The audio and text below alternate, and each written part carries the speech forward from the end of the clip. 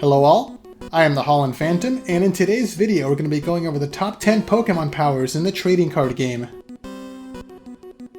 Before getting into the list, I wanted to start off with an honorable mention. Mind Games on Slowking from Neo Genesis was easily one of the most broken powers the game has ever seen, as what it did was it forced the opponent to flip a coin when they tried to play a trainer card, and if they got a tails on that flip, the trainer card would fail and would be placed on top of the opponent's deck. Plus, the power could stack, meaning that if the player had multiple Slowking in play, the opponent had to get multiple heads in a row just to play a single trainer. This card dominated the Neo Genesis format upon its release, and even won major tournaments. The thing is, this power was mistranslated from its original Japanese effect, as the original Mind Games power required Slowking to be in the active spot for the power to activate, but it lost that clause when translated to English, and instead of fixing the issue, Wizards of the Coast, who was in charge of the Pokemon TCG at the time, opted to let Slowking be played as is, leading to a very toxic format filled with faulty rulings. So because of that history, I've opted to place Slowking in the honorable mentions. Starting off at number 10, we have Transform on Ditto from Fossil. Transform is Ditto's signature move in the video games, and it gave Ditto the ability to become a complete copy of the Pokemon it was facing, having access to that Pokemon's HP, attacks, and Pokemon powers. But what made Transform such a good power was its ability to treat any energy attached to Ditto as any energy the player wanted, meaning that every energy attached to Ditto was basically a rainbow energy. Because of this versatility, Ditto was a great tech card that could be used in any deck, as it could use any energy type. It was especially useful in the Fossil era when movie promo Mewtwo was a huge Pokemon, as Mewtwo was weak to Psychic Pokemon, so Ditto could easily take it down in a single attack, as it would also become a Psychic type. The problem, however, was Ditto's low base HP, as it could easily be KO'd by putting 50 damage on it, and then sending it back to the bench, where its Transform power would deactivate, resetting its HP to 50, and instantly knocking it out. This key weakness was the reason that Ditto was mainly used as a tech card instead of being the primary attacker, though its versatility has solidly placed it on number 10 in this list. At number 9, we have Neutral Shield on Mew, a Wizards of the Coast promo. Neutral Shield was an ability that completely blocked all attacks coming from evolved Pokemon, meaning that only basic Pokemon could hit it. Now in the game's first format, this power was next to useless, as most of the big hitters of the era were already basic Pokemon. But after the game's first rotation and the introduction of the first modified format, evolved Pokemon became the new focus of the game. Pokemon like Feraligatr, Blaine's Arcanine, Crobat, and Steelix were dominating the Team Rocket through Neo era, but if they came up against Mew, they wouldn't be able to do anything to it, which is why Mew was such an important Pokemon for stall decks and hit and run style decks, like Donphan and Dark Alakazam, who could hit the opponent and then switch into Mew to soak up any damage before repeating the process on the following turn. At number 8, we have Prehistoric Power on Aerodactyl from Fossil. Aerodactyl's Pokemon power had the ability to prevent all evolution cards from being played while it was on the field, which is an amazing ability because it shut down the opponent's ability to evolve their Pokemon, and in most formats, it could have been a great card, but unfortunately it was released at a time when basic Pokemon were dominating the metagame, meaning that Prehistoric Power was never seen competitively. If it had been tournament legal during the Neo format, it could have easily shut down top decks that relied on evolutions, but as it goes, Aerodactyl is an example of a great card that was released during the wrong time. At number 7, we have Glaring Gaze on Knockdown from Neo Genesis. Glaring Gaze let Knockdown flip a coin once per turn, and if it got heads, it would let the player look at the opponent's hand and shuffle away one of their trainer cards. This power was great for controlling the pace of the game, as it could deny the opponent an opportunity to set up in the early game, or recover in the late game by stripping away valuable trainer cards. Plus, it could be stacked, so with multiple Knockdown in play, the player could shuffle away multiple trainer cards from the opponent's hand. It could also be combined with the Trainer Rocket Sneak Attack to shuffle away even more of the opponent's trainers, leaving them stranded without many options. At number 6, we have Invisible Wall on Mr. Mime from Jungle.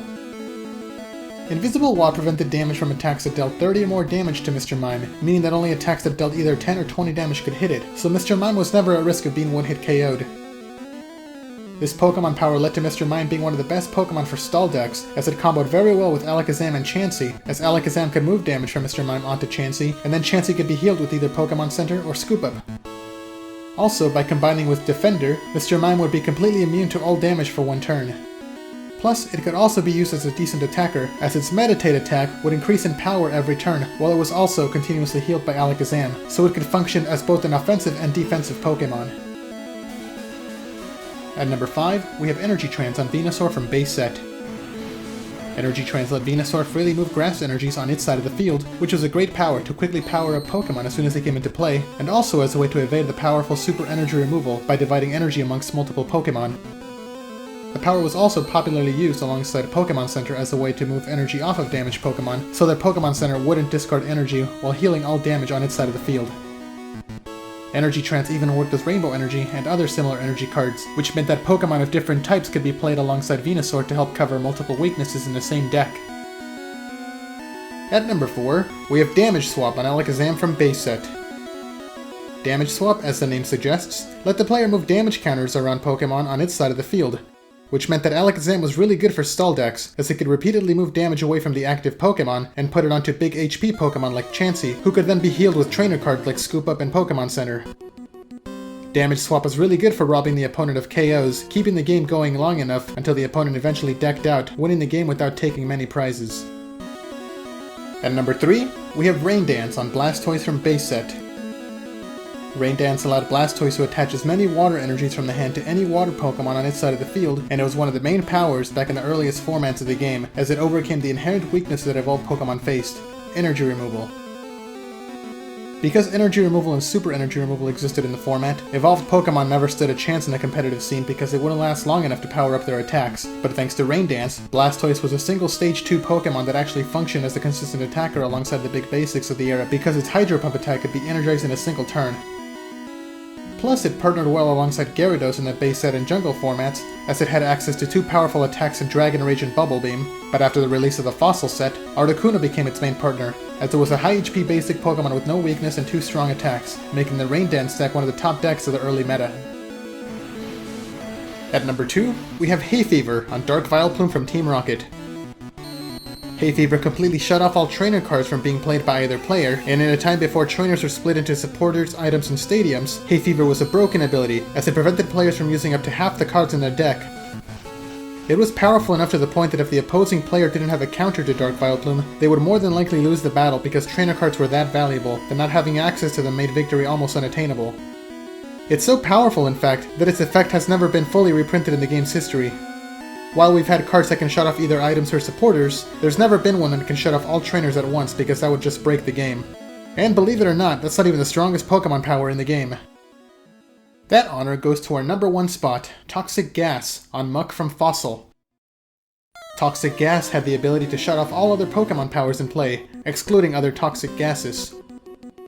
This power was printed without restriction on Muck, meaning that it could sit passively on the bench while its toxic gas took effect, and it could completely shut down entire archetypes with this broken ability. Toxic Gas could counter every single Pokemon on this list, giving the Muck player the power to change the pace of the game, as without access to their Pokemon powers, decks like Raindance, Damage Swap, and Hayfever would fall apart without their main gimmick. Like Dark Vileplume's power, Toxic Gas has never been reprinted as it was, because it was too strong, and newer versions of it had some form of restriction.